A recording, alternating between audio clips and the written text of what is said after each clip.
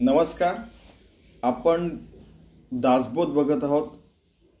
दशक 7वा समास पहिला, मंगलाचरण. नेहमीप्रमाणे समर्थ रामदास ज्ञानेश्वर महाराज जसे पहिले गणपतीला वंदन, मग शारदा मातेला वंदन, मग सद्गुरूंना वंदन, मग सगळ्या साधू संतांना वंदन करून, सज्जनांना वंदन करून हा समास सांगत आहेत. आणि हा एक समास आहे बऱ्याच समासांपैकी की ज्यात समर्थांनी क्लिअरली सांगितलं आहे की त्यांनी किती त्रास भोगले. केवळ मराठीत सांगितलं म्हणून, संस्कृतमध्ये नाही सांगितलं, परमार्थ म्हणून. ठीक आहे. तर जसं तुकारामांची गाथाच बुडवून टाकली होती आपल्याच लोकांनी, ज्ञानेश्वरांना आपल्याच लोकांनी जेवायला दिलं नव्हतं, तसंच समर्थांना पण हे त्रास झाले होते. आता तुकाराम समाजात राहत होत्यामुळे त्यांची गाथा बुडवली, हे मात्र शिवथर गळीला राहायचे, तरीही यांना त्रास झालेला आहे. बघा तुम्ही, हे पण आलेलं आहे. पण तरीही या सगळ्यांच्या पलीकडे जाऊन त्यांनी मराठीत परमार्थ मांडला, वेदांचं आणि सर्व ग्रंथांचं सार लिहिलं. आणि गणपती शारदा मातेला वंदन करून सद्गुरूंना वंदन करून ते माझ्याकडनं सगळं चांगलंच लिहून घ्या, चांगल्या भाषेमध्येच लिहून घ्या आणि सोज्वळ भाषेमध्येच ते मांडावं, असं त्यांनी म्हटलेलं आहे. आणि चक्क जे लोक या ग्रंथाला वगैरे मराठीत आहे म्हणून काहीतरी नावं ठेवतात, त्यांना चक्क मूर्ख म्हटलेलं आहे. बघा, म्हणजे सर्व काळी सर्व स्तरांवर सगळ्यांनाच त्रास होत असतो. तो आपल्याला दिसत नाही, पण त्यांनी कधी ना कधी तर शब्दात मांडलं पाहिजे म्हणून त्यांनी इंडिकेशन दिलेलं आहे. ठीक आहे, की आपण एकदमच देवासारखे आपल्याला काहीच त्रास होत नाही वगैरे असं काही नाही. त्यांनी एक्सेप्ट केलं आहे की मानवासारखा मलाही त्रास झालेला आहे, संस्कृतमधल्या परमार्थ मी मराठीत ठेवलेला आहे तसा. ठीक आहे. तर आपण बघूया की या सगळ्या त्रासानंतरही ते कसे आत्मज्ञानी झाले, त्यांनी काय काय गोष्टी केल्या, कसं काय काय केलं, कोणते ग्रंथ वाचले, कसं त्यांनी शब्द, म्हणजे अगदी PhD ग्रंथापेक्षा बेस्ट PhD ग्रंथ आहे हा. तर किती सुंदर लिहिलेला आहे. आणि कसं एक एक पायरी पुढे जाऊन कसं आपण भगवंताशी एकरूप व्हावं, हेच त्यांनी या मंगलाचरणामध्ये पण सांगितलं आहे. समास पहिला, मंगलाचरण. श्रीराम विद्यावंतांचा पूर्वजू, मत्ताननु एकद्विजू, त्रिनयेन चतुर्भुजू फरशपाणी. की विद्यावंतांचा, सगळ्या विद्या ज्या आहेत त्यांचा जो पूर्वज आहे, पूर्वज म्हणजे आधी सगळ्यात अगदी जन्मलेला, ज्याचं मत्ताननु एकद्विजू, की त्याचं हत्तीचं जसं मस्तक असतं तसा पण द्विजू आहे, पण तो माणसासारखा. त्रिनयन आहे, त्याला 3 डोळे आहेत, 4 हात आहे, फरश पण आहे, हातात परशु आहे. ठीक आहे. अशा गणपतीला माझा नमस्कार आहे. कुबेरापासून अर्थ, कुबेरांनी या समाजामध्ये अर्थ आणला, म्हणजे पैशाचे व्यवहार वगैरे आणले. वेदापासूनही परमार्थ, वेदांनी परमार्थ आणलेला आहे. लक्ष्मीपासून समर्थ भाग्यास. लक्ष्मीमुळे खरं तर ऐश्वर कोणतं आपलं, परमार्थच ऐश्वर आहे. ते भाग्यास आले की ज्यांचं भाग्य असतं त्यांनाच या गोष्टी मिळतात. काही जण असतात त्यांना सगळ्या गोष्टी मिळू शकतात, आहे की नाही. तशी काही जणांना यातल्या 3ही गोष्टी मिळू शकत नाही, हे पण आहे. म्हणजे दोन्ही एक्स्ट्रीम असतातच समाजामध्ये. तरीही आपण असा प्रयत्न करायला पाहिजे की सगळ्यांना थोड्या थोड्या सगळ्या वस्तू मिळायलाच पाहिजे. नाही तर काय होतं की मग समाजामध्ये दुफळी माजते आणि खूप जणांचं नुकसान होतं. परमार्थ मार्ग तर सोडूनच द्या, 2 वेळचं जेवायला मिळत नाही. ठीक आहे. त्यामुळे या शब्दांमध्ये खूप अर्थ भरलेला आहे. तैसी मंगळमूर्ती अद्या, पासूनी झाल्या सकळ विद्या, तेणे कवी लाघव गद्या सत्पात्रे झाले. तशी मंगळमूर्ती जी आहे, सगळं मंगल करणारी जी आहे ती आद्य आहे. जसं ज्ञानेश्वरांनी म्हटलं तसं पहिली आहे मूर्ती, त्याच्यापासूनच सगळ्या विद्या आलेल्या आहेत. आणि त्याच्या कृपेमुळेच कवीला लाघव येते, इतकी सुंदर भाषेमध्ये मी हे सगळं मांडू शकतो आहे. सत्पात्र झाले, आम्हाला सत्पात्र बनवलं त्या मंगलमूर्तीने त्याच्या कृपेमुळे. मैंने किया वगैरे असं त्यांनी नाही म्हटलेलं आहे. म्हणजे जे आपण बघतो समाजामध्ये, जे तुम्ही सगळे मॅसेजेस आणि सगळे तुम्ही व्हिडिओज बघा सध्या, की ऐसे किया वैसे किया ऐसा, त्यांची लँग्वेज बघा तुम्ही, मराठी असो, हिंदी असो, इंग्लिश असो, कोणी असो, इतक्या दुफळ्या तर सोडून द्या, अनंत फळ्या आणून ठेवल्या, अनेक भिंती बांधून ठेवलेल्या माणसांमध्ये. जैसे सोडा त्यांनी आपल्याला तरी सत्पात्र बनवलं आहे गणपतीला, त्यामुळे त्यांना मी वंदन करतो असे समर्थ रामदास म्हणतात. जैसी समर्थाची लेकुरे नाना अलंकारी सुंदरे, मूळ पुरुषाचे द्वारे तैसे कवे. की समर्थांचं जसं लेकरू असतं, तो विविध सोन्याचे हिऱ्याचे वगैरे अलंकार घालतो, तसं मूळ पुरुष गणपती आहे. त्याच्या माझ्या कवित्वाला एक ओजस आलेली आहे, एक परमार्थ आलेला आहे, सरळ परमार्थाचा टच झालेला आहे असं म्हणू शकतात. नमो ऐसिया गणेंद्रा, अशा गणेंद्राला मी नमस्कार करतो. गणेंद्र गणांचा इंद्र म्हणजे राजा, की शिवांचं जे गण आहे त्यांच्यापैकी मुख्य गण. विद्या प्रकाशे पूर्णचंद्रा, त्या विद्येच्या प्रकाशाने मी पूर्णचंद्र झालेलं आहे. माझं म्हणजे आता जसं पौर्णिमेचं ते चांदणं असं सगळीकडे पडत असतं, तसं माझं ती ओजस्विता ती वाढत गेलेली आहे त्या गणपतीच्या कृपेमुळे. जियाचनी बोध समुद्रात भरिते दाटे बळतेच लिहिले आहे त्यांनी, ज्याच्यामुळे माझ्या बोध समुद्र आहे तो असा म्हणजे ओसंडून वाहतोय, भरिते दाटे बळ. मी थांबवू शकत नाही आणि मी सगळं लिहितो आहे. असं पाहिलं तर मी एक निमित्त मात्र, माझ्या हातून ते लिहिलं जात आहे असंही त्यांना म्हणायचं आहे. जो कर्तृत्वाचा आरंभ, मूळ पुरुष मूळारंभ, जो परात्पर स्वयंभ आदी अंती, की कर्तृत्वाला आरंभ आपण करतो, गणपतीला नमस्कार करू. त्या मूळ पुरुष गणपतीला मूळारंभ जो आहे, आरंभ तो निर्गुणाचा, असा जो गणपती आहे, जसं मनाच्या श्लोकांमध्ये लिहिलं आहे, जो परात्पर स्वयंभ आदी अंती, की तो लौकिक आणि अलौकिक पातळी दिसतं न दिसतं, जे काय माया आणि ब्रह्म आहे त्याच्या पलीकडे स्वयंभ स्वतःला निर्माण केलं आहे, तो आदी आणि अंती पण आहे, असा जो गणपती आहे त्याची मी कृपादृष्टी असू दे म्हणून त्याला मी प्रार्थना करतो आहे. तयापासून प्रमदा इच्छा कुमारी शारदा आदित्यापासून गोदा मृगजळ आहे, की जसं वाळवंटामध्ये सूर्याला ते मृगजळ दिसायला लागतं, तसं त्याच्या कृपेने माझ्या मुखातून शारदाचं म्हणजे हे स्तवन सुरू आहे एक प्रकारे, की जे सगळं सांगतोय ते. जे मिथ्या म्हणताच गोवी माईकपणे लाघवी, वक्त्यास वेढाला वेगळेपणे. की मिथ्या म्हटलं ती माया मिथ्या आहे आणि त्याचं वर्णनसुद्धा मिथ्येमध्ये होतं. म्हणजे मी जे काय सांगतो खरं तर ते मिथ्या आहे, भगवंताचं तर आपण काही वर्णनच करू शकत नाही. पण तरीही या शब्दांनी, या भाषेने त्या वक्त्याचा म्हणजे ते जे भगवंत वेगळा खरं पाहिलं तर म्हणजे या सगळ्या गोष्टीपासून, पण त्या भगवंताशी एकरूप करून, त्याच्याशी अलिप्त करून त्याचं सगळं वर्णन माझ्याकडनं बोलवून घेत आहे. सुपर. बघा, जे द्वैताची जननी किम ते अद्वैताची खाणी, मूळ माया गवसणी अनंत ब्रह्मांडाची. की द्वैताची जी जननी आहे ती माया आहे आणि किम अद्वैताची खाणी, पण जी अद्वैताची खाणी आहे तो परमात्मा आहे.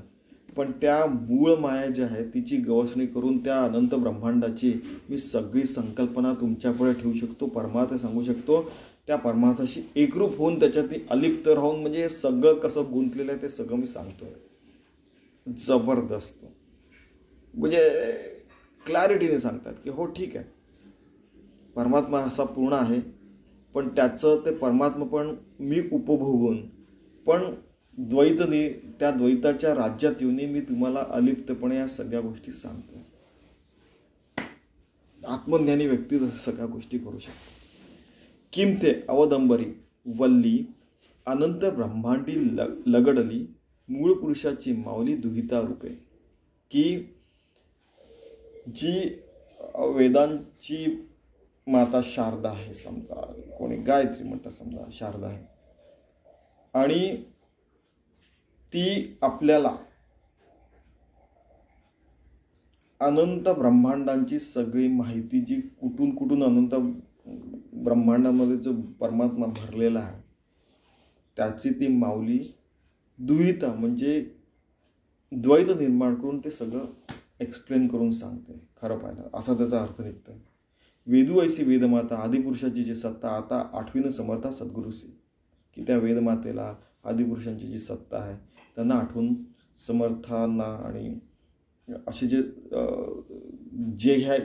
ज्या शक्तीमुळे घडत आहे ती शक्ती सद्गुरूंची आहे, वेदमाता, आदिपुरुष वगैरे वगैरे, अशा सद्गुरूंना नमस्कार करून मी वेदमाता, आदिपुरुषांची जी सत्ता आहे ती आठवून, त्या सद्गुरूंनी मला ही शक्ती दिल्यामुळे, त्या सद्गुरूंच्या कृपेमुळे मी हे सगळं त्यांना आठवून पुन्हा ते लिहिणार आहे. आणि ही सद्गुरूंची कृपा आहे जे मी लिहितो आहे, आणि सद्गुरूच माझ्या रूपाने लिहित आहेत. ती वेदमाता, ते आदिपुरुष माझ्याकडनं लिहून घेतात. म्हणजे बघा, सगळ्या कॉम्प्लिकेशन्स करून ते त्याचं स्पष्टीकरण करून ते सरळ करून मग ते त्यांनी व्यवस्थित बांधलेलं आहे, म्हणजे शब्दबद्ध केलेलं आहे. जयाचे कृपादृष्टी होय आनंदाची वृष्टी, तेणे सुखे सर्व सृष्टी आनंदमय, की ज्या सद्गुरूंच्या कृपादृष्टीने आनंदाची वृष्टी होते. बघा, आनंदाचे डोई आनंद तरंग, संत तुकाराम म्हणायचे, आनंदी आनंदगडे, आपले बालकवी पण म्हणतात, की त्यांना तो अनुभव आलेला आहे की सर्वत्र भगवंत आहे. तो कसा आहे? सच्चिदानंद रूप परमात्मा. तेणे सुखे सर्वसृष्टी आनंदमय, की त्याचं सुख, म्हणजे भगवंताशी एकरूप झाल्यावर जे सुख होतं त्याला आनंदमय आपण होतो. आणि मग आपण आता ते कसं सांगणार? तर शब्दबद्ध कुठे ना कुठे तर करावे लागेल. मग त्याच्याकरता संस्कृत घ्या, मराठी घ्या, हिंदी घ्या, इंग्लिश घ्या, पोर्तुगीज घ्या, कोणत्या भाषेत लिहा ना, ते शब्दबद्ध करतोय आम्ही. किंतु आनंदाचा जनक, सायुज्य मुक्तीचा नायक, कैवल्य पददायक आनंद बंधू, तोच ते सद्गुरू कसे आहेत की मला मराठीतून तर लिहून घेतात आहे मराठीतून, पण ते आनंदाचे जनक आहे. कोणता आनंद? भगवंताचा आनंद, ब्रह्मानंद, जो सायुज्य मुक्ती मला देतोय. ते जे नायक आहेत, कैवल्य पददायक आहेत, कैवल्य देणारे आहेत, ते अनाथांचे बंधू आहेत. आपल्याला असं बरेचदा वाटतं की अरे यार, इथे तर आई बाबा नाही आहेत, कोणी मित्र नाही, आपण एकटे आहोत. त्यावेळेला आठवायचं तर सद्गुरू आपल्याबरोबर असतात. मुमुक्ष चातकी सुस्वर, करुणा पाहिजे अंबर, बोळे कृपेचा जळधर साधकांवरी, की जर का तुम्हाला ग्रंथ बघायचा असेल तर तुम्ही कसे असायला हवे? परमार्थ करायचं असेल तर, किंवा परमार्थाच्या मार्गात शिरायचं असेल तर, परमार्थ करायचं वगैरे नसतो हो, की मी नामस्मरण करीन वगैरे वगैरे. तर पहिल्यांदा सगळं चालतं. काही वेळानंतर लक्षात येतं की अरे यार, आपण एक पाऊल टाकलं तर अनंत पावलांनी भगवंताला ना आपल्याकडनं हे सगळं करून घेतो. जाणवतं प्रत्येकाला की आपण बोलतच नाही, कोणीतरी दुसरा बोलवणारा वेगळाच आहे. मुमुक्ष चातकी सुस्वर, असे सगळ्या संतांचा अनुभव. मुमुक्ष चातकी सुस्वर, की जो मुमुक्ष असतो तो चातकासारखा असा आशेने मृग नक्षत्राच्या, म्हणजे जेव्हा जे ढग आलेले असतात त्याचं तर पाणी पडतं ते तो पितो, तसा चातकासारखा बघत असतो. तसं आपण सगळ्यांनी बनलं, तसे आपण चातकासारखे झालो तर त्याच्यावर करुणा होते. करुणा पाहिजे अंबर, ओळे कृपेचा जळधर साधकांवर, तर आपल्या साधकांवर भगवंताची कृपा होते. नाहीतर ज्यांची इच्छा नाही त्यांनी तर बघायलाच नको या ग्रंथाकडे, असं पण ते पुढे म्हणणार. किमते भवानवीचे तारू, बोधे पावई पहिलं पारू, महा आवर्ती आधारू भाविकांशी, की साधकांवर, या पहिल्या वेळेमध्ये हे पण म्हणू शकतं की साधकांवर सद्गुरूंची कृपा होते, तेव्हाच त्यांना या सगळ्या गोष्टी कळू शकतात. तसंच की या भवसागरातनं आपल्याला कोण तारून नेऊ शकतं? पहिलं पारू महा आवर्ती आधारू भाविकांशी, की तेच सद्गुरू त्या आर्त साधकांवर, भाविकांवर कृपा करतात, आणि तेव्हाच त्यांना या गोष्टी कळतात. किम तो काळाचा नियंता, नांतरी संकटी सोडविता, किम ते भाविकांची माता परमस्नेहाळू, की ते काळावर नियंत्रण करतात, आणि आपल्यावर येणारे प्रारब्धाव्यतिरिक्त जे असतात गोष्टी, आपल्याला संकट येतात, त्यांच्यातून आपल्याला सोडवत असतो. याच्यात बरेचदा लोक श्रीकृष्णाचं उदाहरण देतात की त्या पांडवांना लाक्षागृहातून याच्यातनं त्याच्यातनं कशातनं वाचवलेलं आहे. त्यानंतर मग द्रौपदीने ती थाळीतून सगळ्यांचा स्वयंपाक वगैरे झाल्यानंतर सगळ्यांचं खाणं झाल्यावर ती जेवण केल्यावर मग ते ऋषी आले होते, दुर्वास ऋषी वगैरे, बरोबर तेव्हाच दुर्योधनाने पाठवलं होतं वगैरे. या जे साधू संत चांगले लोक असतात त्यांना अशा पॉलिटिक्स केल्याशिवाय तुम्ही हरवू शकत नाही. पण तसा हरवायचा प्रयत्न केला तरी श्रीकृष्णांनी त्यांना नेहमी वाचवलेलं असतं, प्रत्येक संकटातून वाचवलं होतं. किम ते भाविकांची माता परमस्नेहा.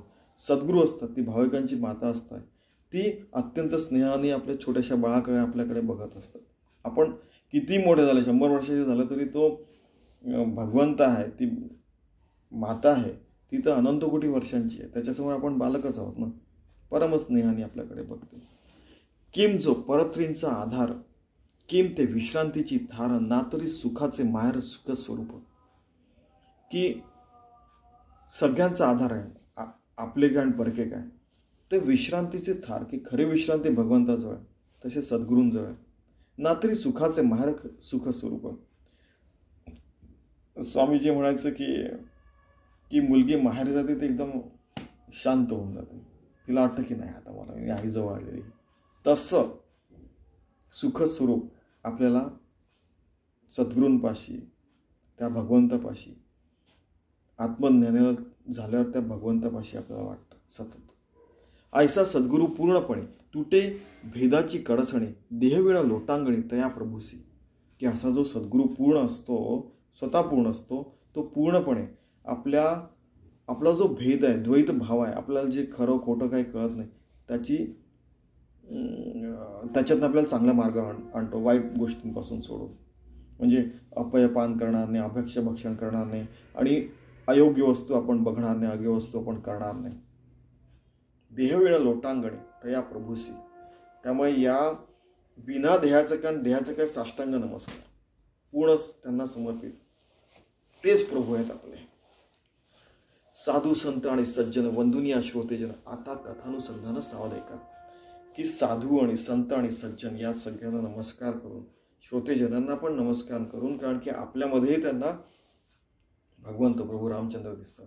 आता कथानुसंधान सावध ऐका. आता तुम्ही हे कथा अनुसंधानाने, सावधतेने, पूर्ण कॉन्सन्ट्रेशनने, फुल कॉन्सन्ट्रेशनने ऐका, एकचित्ताने ऐका. संसार हाची दीर्घ स्वप्न. संसारात स्वतःच पूर्ण एक दीर्घ स्वप्न आहे. मागच्या समासात आपण बघितलं की आपण झोपलेलं त्याच्यात एक स्वप्न पडलं, आणि त्याच्यातलं अजून एक स्वप्न आहे, स्वप्नातलं स्वप्न, तो म्हणजे हा संसार. लोभे वोसणाती जन. कोणतं तरी लोभ होतं, कोणाला पैशाचा, कोणाला सत्तेचा, कोणाला विद्येचा, कोणाला याचा, कोणाला त्याचा, कशाचा लोभ असतो, त्याच्यात ते गुंततात जन. माझी कांता माझे ध्यान कन्यापुत्र. माझे सगळे कन्यापुत्र, ही माझी सत्ता, असं तसं, पैसा दस्ता, घरदार, त्याच्यात ते गुंतून जातात. ज्ञानसूर्य मावळला तेने प्रकाश लोभला. आपला ज्ञानसूर्य मावळल्यामुळेच आपल्याला प्रकाश लोभल्यामुळे अंधकार पूर्ण झाला ब्रह्मगोळ अवघा. तर आपल्याला ज्ञानसूर्य मावळल्यामुळे आपल्याला सगळी वेळ अंधकारच दिसतो, आणि ब्रह्मज्ञान ते आपलं मावळून जातं. ठीक आहे. नाही सत्वाचे चांदणे काही मार्ग दिसे जेणे, सर्व भ्रांतीचे गुणे आपे आप न दिसे.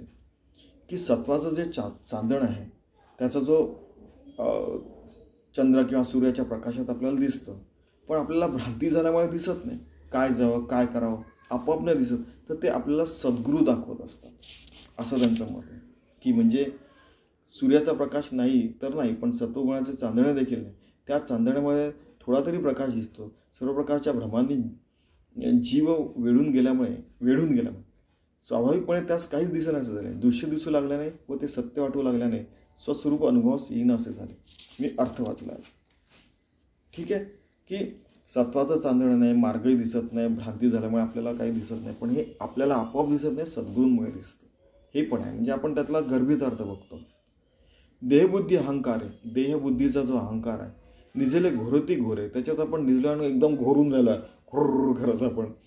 तर दुःखे आक्रंदती थोरे विषय सुख कारणे. आणि दुःखामध्ये आक्रंद अशा ओरडतं, त्या दुःखामध्ये विषय सुख कारणे, की मला हे पाहिजे, ते पाहिजे, ते पाहिजे, ते पाहिजे, सगळंच पाहिजे. आजकाल तर तुम्ही बघा ना, की पूर्वी म्हणजे आमच्या लहानपणी जसं सायकल येस सायकल मिळते, आता तर बघा सायकल द्या, हे द्या, ते द्या, इकडे द्या, तिकडे द्या, काय करा तरी खूप जास्त लाडीक पण केल्यासारखं झालं म्हणजे ते. तर विषय सुखामध्ये मग बुडल्यामुळे काय होतं की तेच खरं वाटायला लागतं. लहानपणापासून आपण जे विषय सुख देतो तेच ते खरं तर काय थोडं थोडं ना, की जसं अन्नामध्ये भाजीमध्ये मीठ टाकायला पाहिजे तेवढंच ठेवायला पाहिजे. जास्ती केलं की मग ते विषय सुख होऊन जातं. असं यांचं म्हणजे हे अगोदर पण त्यांनी सांगितलं. निजेले असताच मेले, पुन्हा उपजताच निजेले, ऐसे आले आणि गेले बहुत लोक. आता केवळ पृथ्वीवरच सृष्टी असं नाही, कित्येक हजारो लाखो ग्रहांवर ताऱ्यांवर कित्येक ठिकाणी सृष्टी आहे. तर आपला इथे 84 लक्ष योनीमधनं आपण आलेलो आहे पृथ्वीवर समजा. तर आपण त्या भ्रमातच झोपतो की असं आहे माझं तसं आहे, त्या भांडणात तंटात आणि याच्यात त्याच्यात माझं असं आहे माझं तसं आहे, हे असं आहे तसं आहे, हे असेच आहे ते तसेच आहे वगैरे वगैरे. ह्याच्यात आपण गुंतून मरतो. कधी मुंगी होतो, कधी गाय होतो, कधी हरिण होतो, कधी सिंह होतो, अरे शेर के सामने कोई चलता नाही वगैरे. अशा सगळ्या भ्रमामध्ये राहून आपण येतो जातो, पुन्हा झोपतो, मरतो, 84 लक्ष योनीतून फिरत राहतो, असं त्यांचं मत आहे. निदसुरेपणेची सैरा बहुती केल्या येरझारा, नेवणीने या परमेश्वरा भोगेल कष्ट. की या येरझारा का बरं सुरू होतात? परमेश्वराला आपण न जाणल्यामुळे. तर या कष्टाचे निरीक्षण व्हाव्या पाहिजे आत्मज्ञान, म्हणून हे निरूपण अभ्यास अध्यात्म ग्रंथ. की त्या कष्टाचं दर्शन, कष्ट काय आहे की पुन्हा पुनरपी जननम पुनरपी मरणम, ब्रह्मम सत्यम जगन मिथ्या कळायला पाहिजे आणि पुनरपी जननम पुनरपी मरणमच्या परे जायला पाहिजे. म्हणून ते खरं कष्ट आहे, त्या कष्टातून निरसन व्हायला पाहिजे, म्हणून आत्मज्ञान मिळायला पाहिजे, म्हणून हे निरूपण आहे. आणि म्हणून ते मिळायला पाहिजे म्हणून अध्यात्म ग्रंथ आहे दासबोध.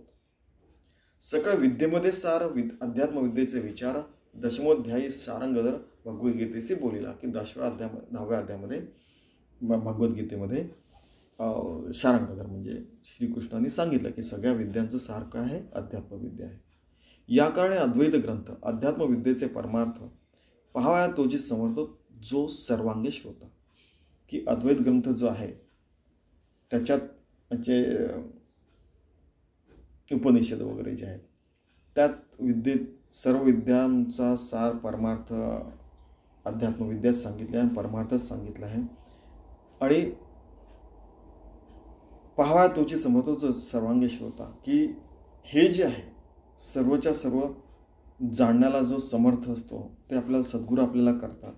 आणि त्या श्रोत्यांमध्ये पण तोच भगवंत दिसतो. मला माझ्यातही भगवंत दिसतोय, सर्वत्र भगवंतच दिसतोय. ही जे अध्यात्माचं सार आहे तेच अद्वैत ग्रंथामध्ये लिहिले आणि तेच मी या दासबोधामध्ये पण लिहिलेलं आहे. आता याच्यात त्यांनी अर्थ काय सांगितलं आहे की या कारणाने अध्यात्मविद्येचे प्रतिपादन केलेला परमार्थ सांगणारा अद्वैत ग्रंथ समजून घेण्यास सोपा नसतो.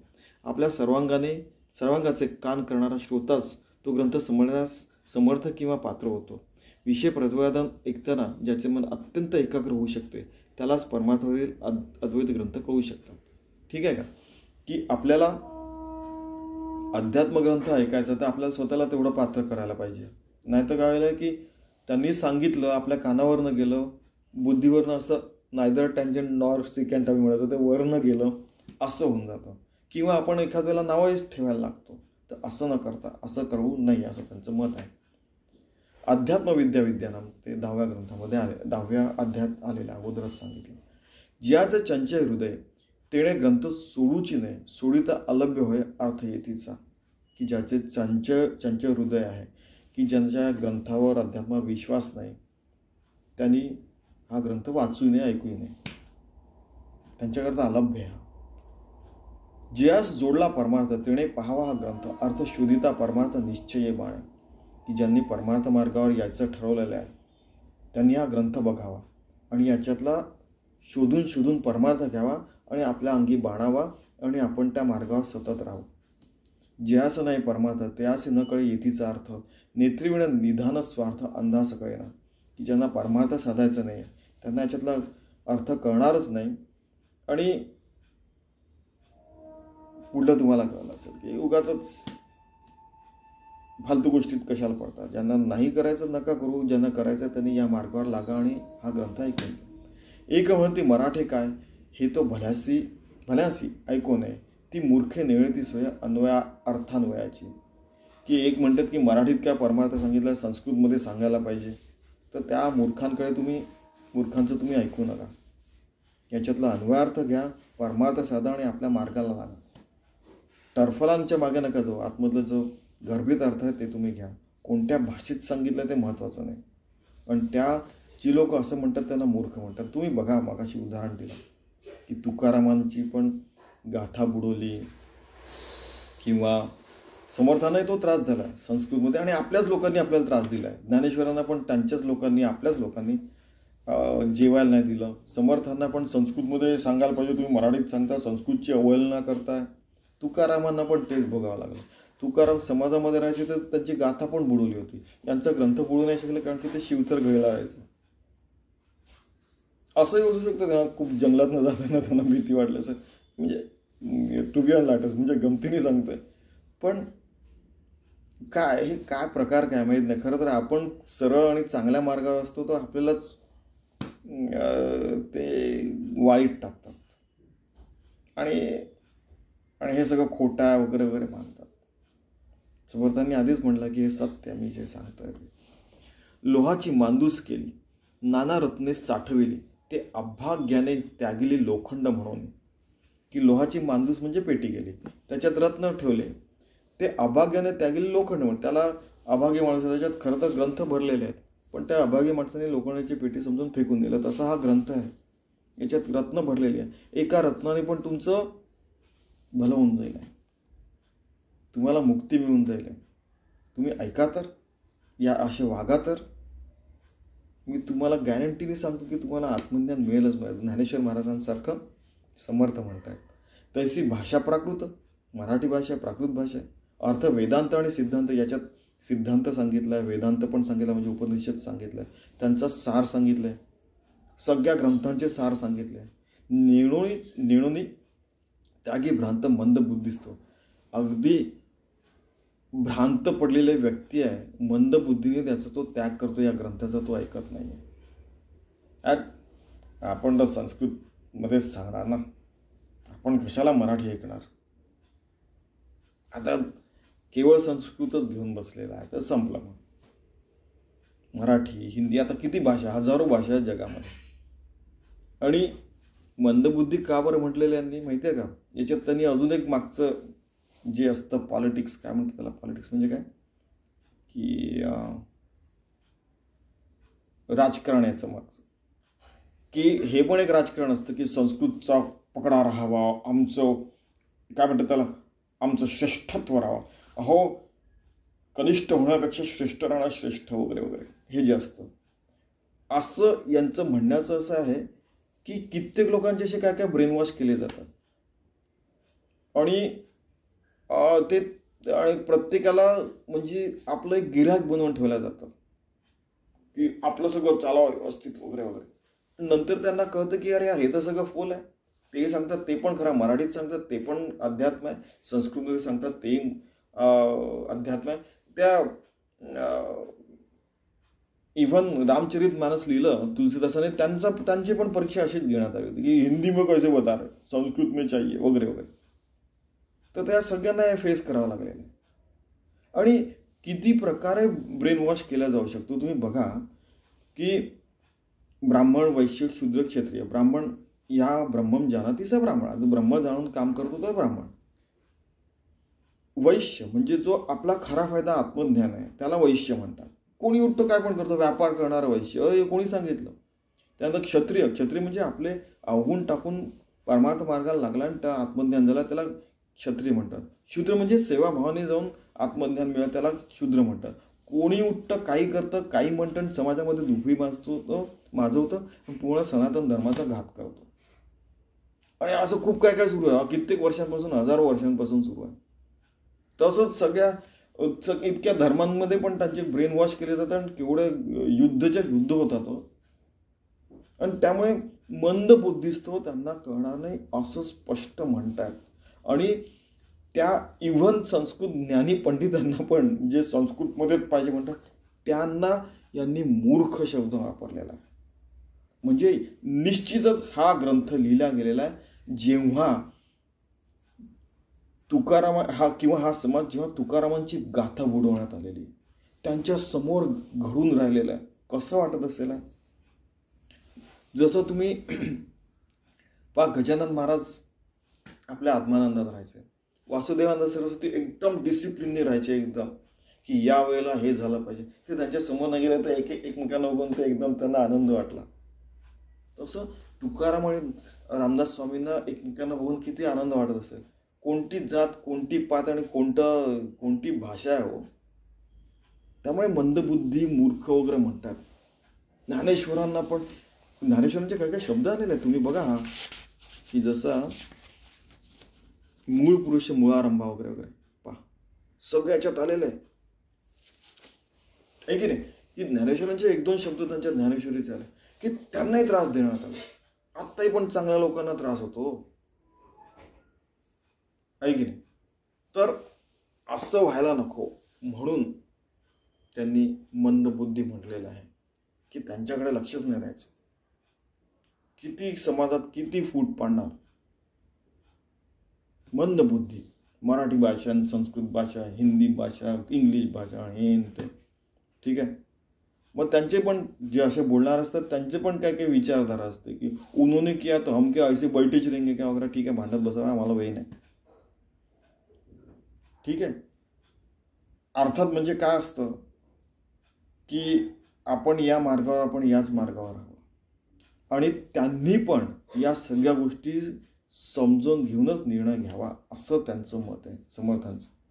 हे वाईट ते वाईट, ही भाषा वाईट ते वाईट असं त्यांना म्हणायचं नाही. सगळं समजून घे बाबा आणि मग तू भलेही सैनिक बन, भलेही व्यापारी बन, भलेही ब्राह्मण भट बन, की समजा जसं आपण जे काय करायचं आहे समजा, किंवा शूद्र म्हणजे सेवाभावाने. खरं पाहिलं तर यांनी शिवाजी महाराजांना सांगितलेलं आहे की जे लोकांचे जे लीडर राहतील, काम करतील, आता समजा IAS ऑफिसर वगैरे म्हणतात त्यांना, असे वगैरे राहते, किंवा काय चीफ मिनिस्टर हो किंवा प्राईम मिनिस्टर वगैरे, ते सगळे खरं तर सेवाभावाने काम करायला पाहिजे. ते समाजाचे सेवक आहेत, ते समाजाचे मालक नाही. खरा जे सामान्य जन आहेत ते मालक आहेत, त्यांचे आपण सेवक असं राहायला पाहिजे. हे सत्य आहे. पण तेच मालक समजायला लागले आणि ते तर काय होतं की मग गडबड होते, ती सरकारची व्यवस्था बुडते वगैरे वगैरे. त्यांना मग त्यामुळे मंदबुद्धी म्हणतात. की सुरुवात कुठून झाली की संस्कृत श्रेष्ठ आहे आणि त्याचं पूर्ण लोण कुठपर्यंत पसरलं, बाकीच्या भाषा बोलणारे. आणि मग जर का श्रेष्ठ लोक जसेच वागायला लागले तर मग बाकीचे लोक कसे वागतील हो, सांगायची गरज नाही. यथा राजा तथा प्रजा. हाच सापडता धन, त्याग करणे मूर्खपण, द्रव्य घ्यावे साठवण पाहोची नाही. की जर का आपल्याला हे धन सापडलं आहे आणि हे धन आपण घेतलं नाही आणि या द्रव्याकडे बघितलंच नाही तर हे मूर्खपण आहे. अध्यात्म धन सगळ्यात मोठं धन आहे भारतीय समाजामध्ये. परिस देखील अंगणी, मार्गी पडिला चिंतामणी, अभावेला महागुणी कुपामध्ये. की आपल्या अंगणात परीस सापडला, चिंतामणी सापडला तर त्याला काहीतरी आपण आत्मज्ञान मागून घ्यावं आणि मुक्त व्हावं. पण नाही. ठीक आहे. अजून एक की विहिरीमध्ये पूर्वीकडला वेल वाढला तो ते म्हणजे शुभशकुन मानला जातो, पण तोही तोडून टाकला. म्हणजे त्या काळचं त्यांनी एक उदाहरण दिलेलं आहे. तैसी प्राकृती अद्वैत सुगम आणि सप्रचित, अध्यात्म लागे अकस्मात तरी अवश्य घ्यावे. की प्रकृती म्हणजे मराठीमध्ये अद्वैत सगळं ज्ञान दिलेलं आहे, ते सुगम आहे आणि सप्रचित आहे. माझ्या स्वतःच्या अनुभवाने मी सांगतोय असं समर्थ म्हणतात. अध्यात्माचा त्यांनी लाभ होतोय अकस्मात म्हणजे या क्षणी, तरी आपण अवश्य घ्यावे. कृपा करून घ्या. आपल्याला ती कृपा करून विनवणी करतायत हो. न करिता व्युत्पत्तीचा श्रम, सकळ शास्त्रार्थ होय सुगम, सत्समागमाचे वर्म तेही ऐसे असे. की सगळी व्युत्पत्ती आहे, त्याचे जे श्रम करावे लागतात वगैरे, सगळ्या शास्त्रांचा इथे अर्थ सांगितलेला आहे, पूर्ण म्हणजे निचोड म्हणजे सारांश घेतलेला आहे, जिस्ट घेतलेला आहे. सत्समागमामध्ये म्हणजे सत्संगतीमध्ये तुम्हाला जे मिळतं ते सगळं वर्म सांगितलं. तुम्ही ऐका तर, तुम्ही ते अध्यात्माला म्हणजे प्राप्त तर करून घ्या. त्यांना स्वतःला काही नको आहे. मला तर आत्मज्ञान झाल्याचं पण तुम्हाला पण व्हायला पाहिजे असं समर्थ म्हणतायत. जे व्युत्पत्तीने न कळे, जे सत्समागमे कळे, सकळ शास्त्रात कळे स्वानुभव असे. ठीक आहे का? की काय होतं व्युत्पत्तीचं मागच्या असं आपण बघितलं की बरेचदा सत्समागाने जे कळतं, शास्त्रांमुळे कळतं, ते स्वानुभवाने मी सांगतोय. ते तुम्ही कृपया ऐका. की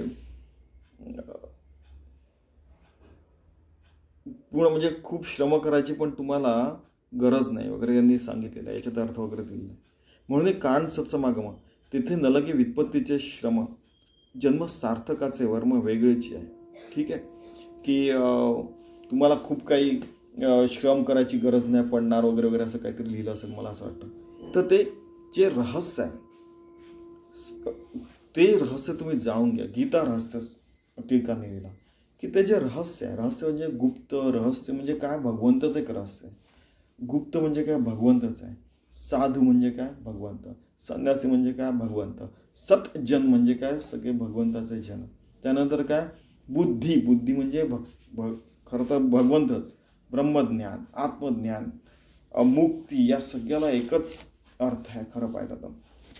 पण त्या भाषेच्या याच्यात पडल्यामुळे कैवल्य प्राप्ती वेगळी आणि मुक्ती वेगळ्या. मी भांडणं बघितल्या आणि तेव्हाच तुम्हाला सांगतो. भांडण इन द सेन्स की डिबेट. अरे कधी कधी डिबेट भांडणामध्ये कन्वर्ट होते हो. वादविवाद जे असतात ते भांडणामध्ये कन्वर्ट झालेले. ठीक आहे. भाषा पाळणे ते काही अर्थ वाया जात नाही, कार्यसिद्धी ते सर्व अर्थाचं पासे. की भाषा कोणती असली तरी अर्थ जो असतो तो इम्पॉर्टंट आहे. त्यांनी आपली कार्यसिद्धी होत असेल तर, आपल्याला आत्मज्ञान मिळत असेल तर, त्या सारांशाने तर आपण तो खरा अर्थ का जाणून न घ्यावा. मराठीत असलं तर काय झालं. तथापि प्राकृताकरिता संस्कृताची सार्थकता एरवी त्या गुप्तार्था कोण जाणे. तो जो गुप्त अर्थ आहे भगवंताचा त्याच्यात संस्कृतमध्ये सांगितलं काय आणि प्राकृतमध्ये सांगितलं, त्याचं खरा गुप्तार्थ करणं इम्पॉर्टंट आहे ना. म्हणजे यांना खूप त्रास झालेला आहे म्हणून ते संस्कृतचं सारखं सारखं म्हणतात. 2-4 अजून समासांमध्ये आलेलं आहे प्राकृतमध्ये म्हणून काय. जर इव्हन ज्ञानेश्वर महाराजांनी प्राकृतमध्ये सांगितलं असा शब्द आलेला आहे त्यांच्या 2-4 वेळा कमीत कमी. आता असं हे बोलणे, भाषा त्यागुनी अर्थ घेणे, उत्तम घेऊन त्याग करणे, साली टरफलांचा. आता हे बोलणं राहू द्या.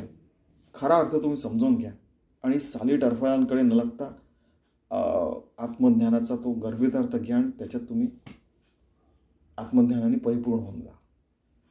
अर्थसार भाषा पोचट. अर्थ त्याचा सार आहे, भाषा पोचट आहे एकदम. अभिमाने करावी खटपट. अभिमाने, अरे संस्कृतमध्येच सांगायला पाहिजे सगळा. अभिमाने करावी खटपट. नाना अहंतेने वाट रुधिली मोक्षाची. कित्येक प्रकारचे अहंता निर्माण केलेल्या, इतक्या भाषा, इतके समाज, त्यानंतर इतक्या जाती, इतक्या पाती, इतके शहर, इतके त्यानंतर मग देश, अजून बरेचसे तुट असं खूप तोडून ठेवून दिलेलं मानव जातीला पूर्ण. आणि त्याची अहंता मानतात आणि या सगळ्या बाधा होतात मोक्षामध्ये. आणि याच सगळ्या बाधा आहे. त्या सगळ्या बाधा पार नाही केल्या तर आत्ता माणसाजवळ एवढी टेक्नॉलॉजी आहे की आपण, तंत्रज्ञान आहे की आपण चंद्रमंगळावर जाऊन राहू शकतो. आहे, लपवून राहिलेत सगळे. म्हणून मी बघितलेल्या माझ्या डोळ्याने तेव्हा सांगतो तेवढी टेक्नॉलॉजी आहे. बऱ्याच देशांमध्ये मी बघितली आहे. केवळ भारतातच नाही, भारतातही आहे. पण काय होतं की त्यांना मग बजेट दिलं जात नाही. इनको दे दिया तो इनका इम्पॉर्टन्स बढेगा, अपना इम्पॉर्टन्स कम होगा. म्हणजे स्वतःचं प्रस्थ कसं राहावं बस याकरताच सगळे भांडण तंटे. ते त्याच्यामागे आपल्याला जायचं नाही. अर्थसार भाषा पोचट. अभिमाने करावी खटपट. अभिमानाने कितीतरी खटपटी करतात. नाना अहंतेची वाट, कित्येक प्रकारचे अहंत आहेत. रुधिली मोक्षाचे, त्यामुळे मोक्ष मिळत नाही. शोध घेता लक्ष्यांशाचा. आपण लक्ष्यांश का ठेवलेला भगवंताची प्राप्ती. तेथे आधी वाच्यांश घेता. वाचेचा अर्थ काय निघतोय. खरं पहा वाच्यांश सुद्धा भगवंतच आहे, भगवत प्राप्तीच आहे. आणि लक्ष्यांश सुद्धा भगवत प्राप्ती. अगाध महिमा भगवंताचा कळला पाहिजे. बरोबर आहे की नाही. अगाध महिमा भगवंताचा कळला पाहिजे आपल्याला. मुकेपणाचे बोलणे, न बोलताय कळणे, हे ज्याचे तोची जाणे. स्वानुभवाची एक होणे स्वानुभव पाहिजे. जसं गजानन महाराजांनी वासुदेवानंद सरस्वतींचं सांगितलं, एकमेकांकडे बघितलं, बस झालं, तू आनंदात आहे, मी पण आनंद रे गजानना, ती म्हणतात वासुदेवानंद, ठीक आहे. म्हणजे या स्टाईलने स्वानुभव जाणती. अर्थ जाणे अध्यात्माचा, ऐसा श्रोता मिळेल काहीचा, ज्यासी बोलता वाचेचा हव्यासची पुरे. अध्यात्माचा अर्थ जाणला आणि जर का श्रोता पण तसा मिळाला की ज्याला अध्यात्माची आवड आहे, ठीक आहे, मग काय होईल, अरे मग किती सांगावं आणि किती नाही. ते लहान मुलासारखे असतात, त्यांचं मन संतांचं. मग त्यांना खूप सांगावं, असं सांगावं तसं सांगावं, अरे नाही असं केलं की असं होतं, तसं केलं की तसं होतं, मग असं आहे तसं आहे. म्हणजे त्या आनंदाची घेवाणदेवाण असते ती. परीक्षावंतांपुढे रत्न. आता मी जे बोलतोय ते एक मी रत्न आहे आणि माझं ज्ञान पण रत्न आहे, मी बोलतोय ते पण रत्न आहे. मी स्वतःला लोकांपुढे ठेवलेलं आहे, परीक्षावंतांपुढे जसा रत्न पारखी असतात त्यांच्यापुढे मी रत्न ठेवलेलं आहे. आणि तुम्ही सगळे जे लोक ऐकता, हे समर्थ म्हणतात बरं का, तुम्ही जे सगळे ऐकता श्रोते, ते मी खरं बोलतोय की खोटं याचे तुम्ही जाणकार लोक, तुम्ही जाणून घ्या. ठेविता होय समाधान त्याच्या ज्ञान्यांपुढे ज्ञान बोलावे वाटे. मला समाधान मिळतं की तुमच्या ज्ञानी लोकांपुढे मी बोलतोय. किती सुंदर, किती नम्रता आहे बघा. मायाजाळे दुश्चित होय ते निरूपणे कामा नाही, संसारिका कळे काय अर्थ आहे तिचा. की मायाजाळामध्ये आपण दुश्चित झालो, अरे आता काय करायचं काय नाही आपल्याला माहीतच नाही, ते निरूपणात कामी नाही आहेत. आणि जे संसारात एकदम ऋतून बसलेले आहेत त्यांना यातला अर्थ कळणार नाही. वैसा आहेत का आत्मिका बुद्धी जी आहे की नाही, की व्यवहारात एकदम काही जण खूपच हे असतात, चोख असतात किंवा कधी कधी ओरबाळून काढणारे पण असतात, त्यांनी या गोष्टी कळणार नाही. व्यवसायिक जो मळीनं म्हणजे काय की दुसऱ्यांचं एक्सप्लॉयटेशन करतो, फक्त स्वतःचा स्वार्थ बघतात की मला सगळं चांगलं मिळालं पाहिजे, बाकी जग कुठे, आमचा समाज फक्त श्रेष्ठ व्हायला पाहिजे, बाकी सगळे गेले, आमचा देश फक्त चांगला व्हायला पाहिजे, बाकी सगळे आमचं हे आमचं ते. फक्त ते त्या लोकांचं मळीन बुद्धी आहे, त्यासी न कळे निवड, त्यांना निरूपण करणार नाही. इथे पाहिजे सावधपणा, अतिशय इथे सावधपणे ऐकायचं. आणि आपण तर याच समाजात राहणार आहे, त्यामुळे सावधपणे राहायचं, व्यवस्थित राहायचं, आपला संसार व्यवस्थित आवश्यक तेवढा पुरता करायचा आणि मग अध्यात्मामध्ये जायचं. ते 2% आणि 98% वाला उदाहरण, की 2% मन बुद्धी वापरून आपला संसार होता आणि करा. अध्यात्म मात्र आपण 100%, 98% आपलं जे आहे जोर लावून करायचं. नाना रत्ने नाना नाणी दुश्चितपणे घेता हानी, परीक्षा निळता प्राणी ठकला देणे. तेथे की कित्येक प्रकारचे नाणी असतात, रत्न असतात. समजा एका ठिकाणी ठेवलेलं, आपण आलो आणि असं ठेवलेलं आहे, रत्न ठेवलेलं आहे, सोनं माणकण काय काय सगळं ठेवलेलं आहे. आपल्याला सांगितलं की सगळेजण 5-5 दादा उचलून घेऊन जा. आता आपल्याला खरे रत्न कोणते आणि खोटे सोनं चांदी काय हे माहीत नसेल तर आपल्याला कळणारच नाही. आपण काय पण उचलून घेऊन जाऊन बघू तर सगळेच्या सगळे खोटे आहेत. तसं आपण आपल्या रोजच्या जीवनामध्ये फसतो, दुश्चितपणाने फसतो आपण. आणि जर का परीक्षा आपल्याला माहीत असेल कसं करायचं, निळता प्राणी ठकला जातो, प्राणी ठकल्या जातो. आपण या संसारातच गुंतून राहिलो तर आपल्याला कधीच परमार्थ प्राप्ती होणार नाही. सरळ सरळ सांगायचं त्यांना. तसे निरूपणी जाणा, हाच पाहता कळेना, मराठीची उमजेना काही केल्या. की निरूपण सांगितलेलं आहे, मराठी कळत नाही तरी जर का तुम्ही बसले तरी तुम्हाला कळून जाईल. कारण की ते पुढल्या म्हणजे एकदम भगवंतच भगवंताशी बोलतोय या दृष्टीने 2 जीवांचं म्हणजे एक्सचेंज ऑफ हे होईल आहे. परा पश्चिंती वैखरी माहिती आहे ना, परावाणीने ते सगळं तुमचं कळलं तुम्हाला, जरी मी मराठीत बोलत असलो तरी. जिथे निरूपणाचे बोल आणि अनुभवाची बोल ते संस्कृतापरीस खोल अध्यात्मश्रवण. निरूपणाचे बोल जे आहे ते अनुभवाने सांगितलेलं, संस्कृतपेक्षा खोल आहे ते अध्यात्मश्रवण. कोणत्याही भाषेपेक्षा जास्त खोली आहे त्याला. आणि त्या समुद्रात बुडी मारल्यावरच आपल्याला कळतं अध्यात्मश्रवण. तर आपण त्यात बुडून राहिलो तर आपल्याला मस्त श्रवण घडेल आहे आणि आपल्याला आत्मज्ञान होईलच होईल, असं समर्थ आपल्याला गॅरंटी देत आहेत. माया ब्रह्म ओळखावे तयास अध्यात्म म्हणावे, तरी ते मायेचं जाणे स्वरूप आधी. की माया आणि ब्रह्म ओळखून घ्यावं, अध्यात्म आपण काय समजून घ्यावं आणि यातलं काय मायारूपी टर्फल आहे आणि काय स्वरूप आहे ते समजायचं आणि त्या स्वरूपामध्ये एकरूप व्हायचं. माया सगुण साकार, माया सर्वस्व विकार, माया जाणीचे विस्तार पंचभूतांचं बनलेलं आहे. साकार आहे, त्याच्यात विकार आहे, त्याचा सगळा विस्तार झालेला आहे. ते जाणून आपण परमात्म्याशी एकरूप व्हायचं. ते कॉन्स्टंट आहे. परमात्मा परमार्थ कॉन्स्टंट आहे. बाकी सगळं येतं जातं किंवा नाशिवंत आहे किंवा मिराज म्हणजे मृगजळासारखं आहे. माया दृश्य दृष्टीचे दिसे, माया भास मनासे भासे, माया क्षणभंगुर नासे विवेक पाहता. विवेकाने विचार केला तर ते दृश्याला दिसते, मनासे भासते, क्षणभंगुर आहे, ती नाशिवंत आहे. विवेकाने विचार करायचा. माया अनेक विश्वरूप, अशा अनंत कोटी ब्रह्मांड आहेत, अनंत कोटी ठिकाणी जीव आहेत. आता सायन्स डिसाईड नाही करू शकत, त्यांची जीवाची भाषा पण चुकीची आहे. त्यामुळे त्यांना कळू नाही शकणार की तो चाललाच पाहिजे, त्यांनी श्वास घेतलाच पाहिजे, त्यांनी खाल्लंच पाहिजे. त्यांनी इव्हन म्हणजे एकदा गमतीने 11वी की 12वीत असताना एका जणांनी विचारलं, 11वी-12वीत की खाल्लं पाहिजे, मग त्यांनी शी पण केली पाहिजे, तरच तो जिवंत जीव आहे. तर कोणी सांगितलं? आणि त्यानंतर मग एकदा 2011 की 2013मध्ये त्यांना मग काही व्हायरस दिसले. तर ते व्हायरस आहेत ते समुद्राच्या खाली 20 कोटी वर्षापासून तिथे आहेत त्यांची म्हणजे तिथे.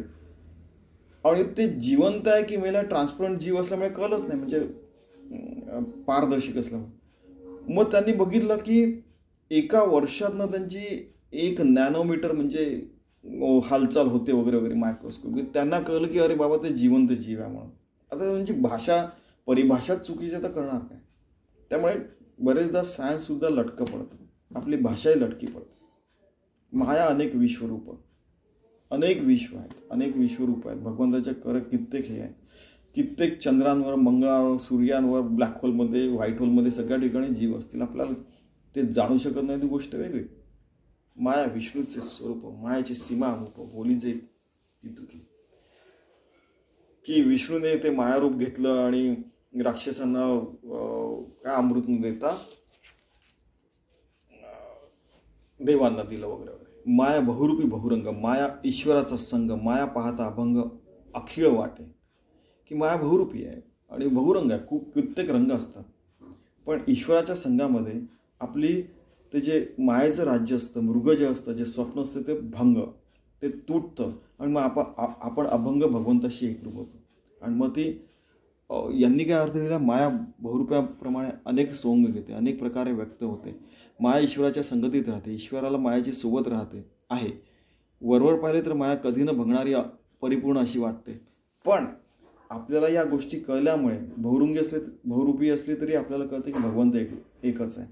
ईश्वराच्या संघाबरोबर असली माया अशी कशाच्या आधार आहे? ईश्वराच्या संघावर.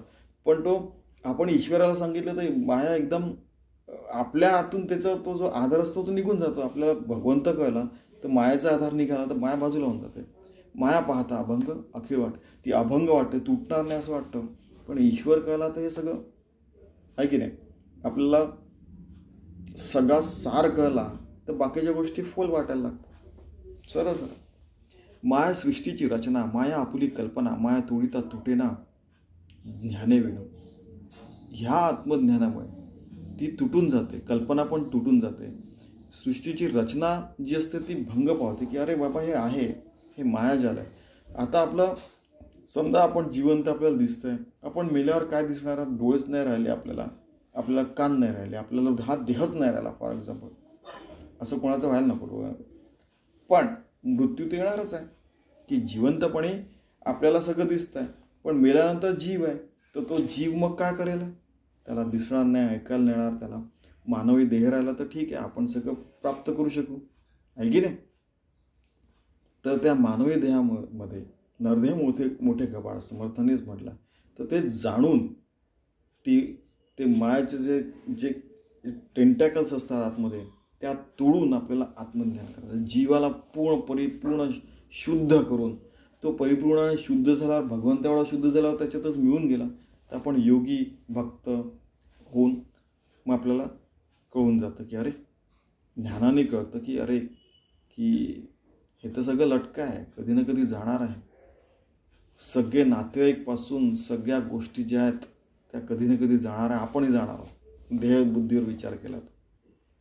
ऐसी माया निरोपली स्वल्प संकेते बोलिली, पुढे वृत्ती सावध केली पाहिजे श्रुती, की या मायेचं निरूपण केलेलं आहे आणि ते सांगितलेलं आहे आणि थोडे संकेत दिलेले आहे की आपण सावध वृत्तीने ऐकलं तर आपल्याला पुढला समाज ब्रह्मनिरूपण आहे। पुढे ब्रह्मनिरूपण निरोपिले ब्रह्मज्ञान जेणे तुटे मायाधन मायाभान एक असावे, की त्या पुढल्या ब्रह्मनिरूपण समासात या मायाशी कसं वेगळं व्हायचं आणि आपण कसं ब्रह्माशी एकरूप व्हायचं आणि त्याच्याशी कसं सतत एकरूप राहायचं हे सांगितलं आहे। आणि आपलं जीवन कसं सार्थक करून घ्यायचं, की प्रत्येक कण प्रत्येक क्षण प्रत्येक क्षणी आपला व्यवहार पूर्ण भगवंताशी एकरूप होऊन आपण कर्महीच पूजा कशी केली पाहिजे हे तुम्हाला पुढल्या समासामध्ये मी सांगतोय असं समर्थ रामदास म्हणतात।